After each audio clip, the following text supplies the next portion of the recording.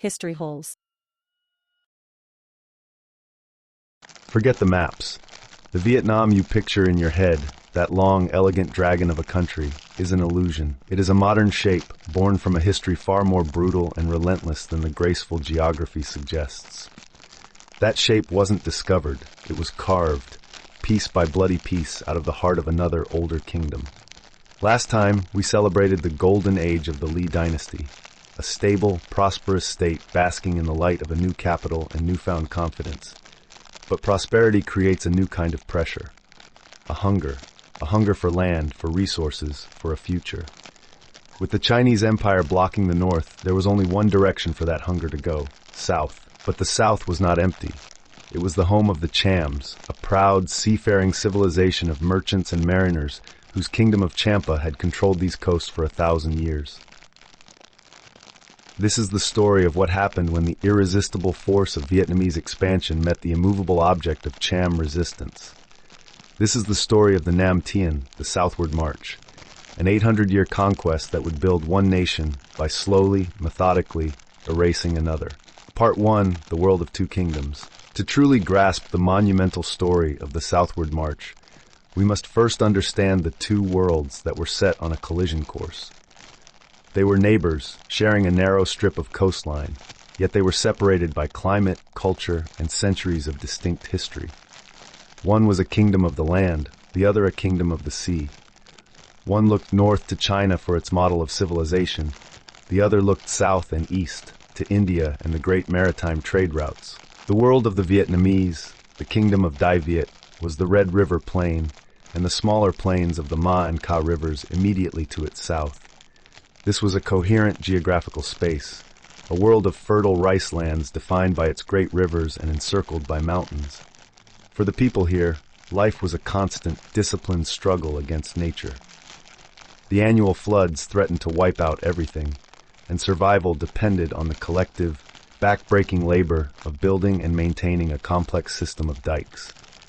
This constant battle against the water, combined with centuries spent within the orbit of Sinic civilization, forged a society that valued order, discipline, and communal responsibility above all else. Under the stable rule of the Lý dynasty, this disciplined society prospered. But prosperity brought pressure. The population grew, and the rich delta lands, for all their fertility, were finite. Hemmed in by the mountains, the sea, and the unbreachable northern border with the Chinese Empire, the gaze of an ambitious and land-hungry people turned inexorably south.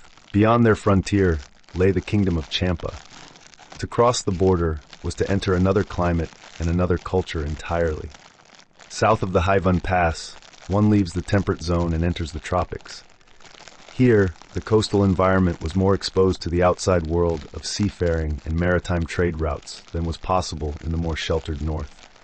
This geography fostered a more diversified economic, social, and cultural life.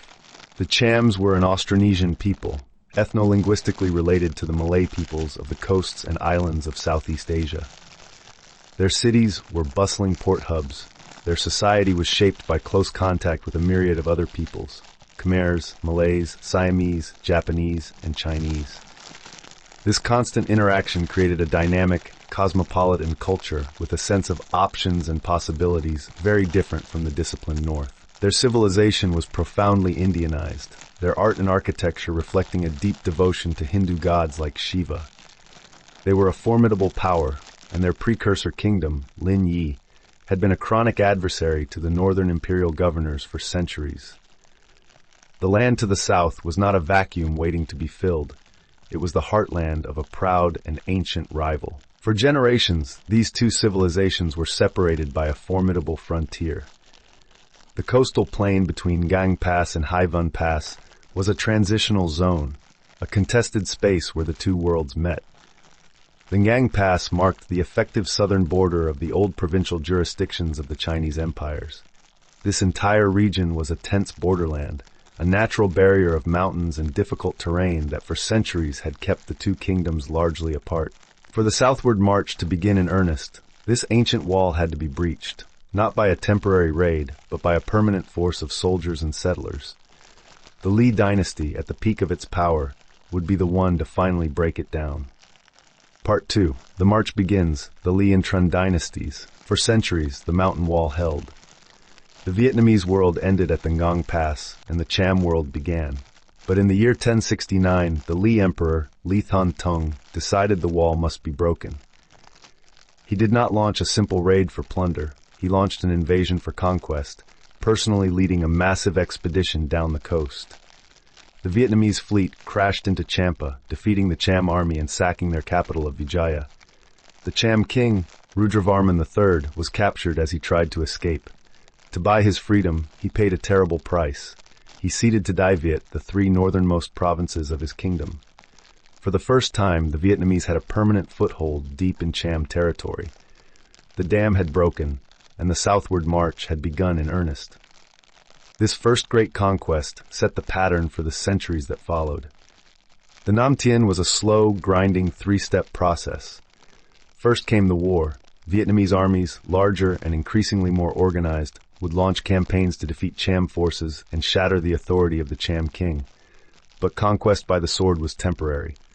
The second and more crucial step was colonization. Once a territory was seized, the Vietnamese state would move its people in. Military agricultural settlements were established, populated by soldiers who were also farmers. Landless peasants from the crowded northern deltas were encouraged to migrate south into the new, hostile lands. They were the true engines of the march, the human tide that turned conquered territory into Vietnamese territory, one village, one rice paddy at a time. The final step was assimilation. For the Cham people who remained, the pressure to conform was immense. Over generations, many took Vietnamese names and adopted Vietnamese habits, their unique culture slowly dissolving into that of the conquerors. But history is never a one-way street. We must not imagine the Chams as passive victims of an unstoppable force. For every step the Vietnamese took south, the Chams fought furiously to push them back. This was not a simple conquest. It was a brutal, centuries-long war of attrition. Cham warriors were brilliant seafarers, and their fleets were a constant terror along the Vietnamese coast.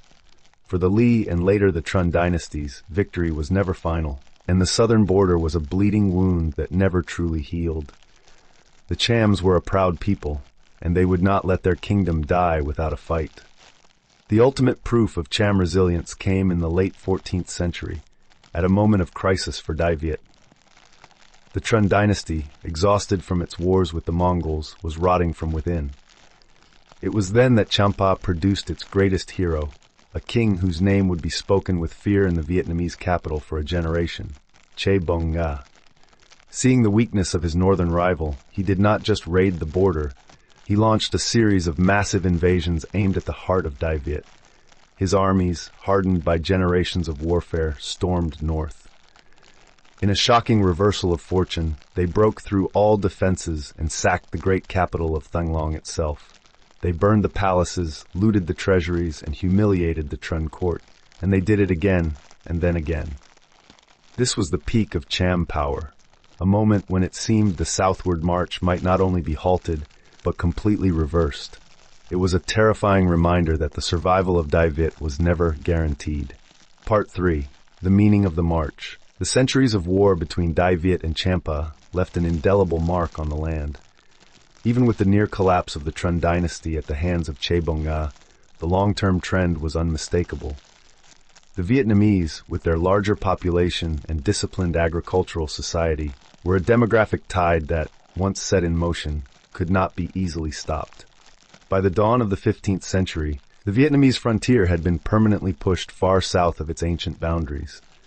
The process was slow, often reversed, and incredibly costly, but it had fundamentally begun to reshape the map. But the consequences went far beyond lines on a map. For Champa, this was the beginning of the end. Their state was slowly dismembered, their people pushed further and further down the coast, their capital relocated time and again in a desperate retreat. This began the Great Cham Diaspora, a scattering of a once great people across Southeast Asia. Yet conquest is never a simple erasure. The Vietnamese, in conquering the Chams, also absorbed parts of their culture. Cham music, art, and even some of their religious practices seeped into the culture of the new southern settlers, creating a frontier society that was subtly different from the northern heartland.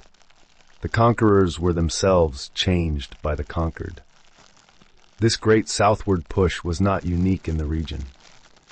During these same centuries, other peoples were on the move. The Thai and Burmese peoples were also engaged in a long southward expansion from the 14th to the 19th centuries, pressing down from the north and carving out their own great kingdoms at the expense of older civilizations. The Nam Tiến was part of a greater regional dynamic, an age of migration and conquest that reshaped all of mainland Southeast Asia. How we remember this epic process is perhaps its most complex legacy. For centuries, the story of the Nam Tiến was told from the perspective of the victors. Traditional Vietnamese court historians, writing to legitimize the dynasties they served, often portrayed it as an inevitable, almost natural expansion. It was seen as a civilizing mission, bringing the superior organization and settled agricultural life of the Vietnamese into what they depicted as wild and unstable lands. In this telling, the march was not just a conquest, it was the fulfillment of a destiny. Modern history, however, tells a different, more complicated story. Looking at the evidence without the bias of national mythology, many historians today reframe the Nam Tiến as a clear process of settler colonialism. It was a state-directed project of military conquest, territorial annexation, and demographic replacement, driven by the clear-eyed strategic and economic needs of the Đại Việt kingdom. It was not a civilizing mission, but a slow, brutal struggle for survival and dominance between two sophisticated and legitimate kingdoms. The truth, as is so often the case in history, is likely a mix of both perspectives. For a landless Vietnamese peasant, moving south was a desperate chance for a new life. For a Cham warrior defending his ancestral temples, it was an invasion. For the kings and generals directing the armies, it was a grand strategic necessity. The Nam Tiến is a powerful and often painful reminder that history is never a simple narrative. It is a story of human beings, driven by desperation, by ambition, and by the relentless, unforgiving pressures of their time. The southward march, begun under the Le and Trun, was a force that would define Vietnam for the next 500 years. It was a movement fueled by the hunger for land and the ambition of kings. It created the Vietnam we see on the map today, but it did so at the cost of another great civilization. This long, arduous conflict shaped the Vietnamese character, hardening it for centuries of struggle, and that strength would soon be needed. For while Đại Việt was locked in this epic struggle with its southern neighbor, a new, far more dangerous threat was gathering on its northern horizon. A storm was coming from the steppes of Central Asia that would threaten to sweep away not just the Chams, but the Vietnamese themselves. The greatest war machine the world had ever seen, the Mongol hordes of Kublai Khan, were riding south, and their next target was the small kingdom of Đại Việt. I thank you very much for joining us on this journey. Please leave a like and subscribe if you want more. If you feel like it, tell us what else you'd like to hear. See you on the next episode.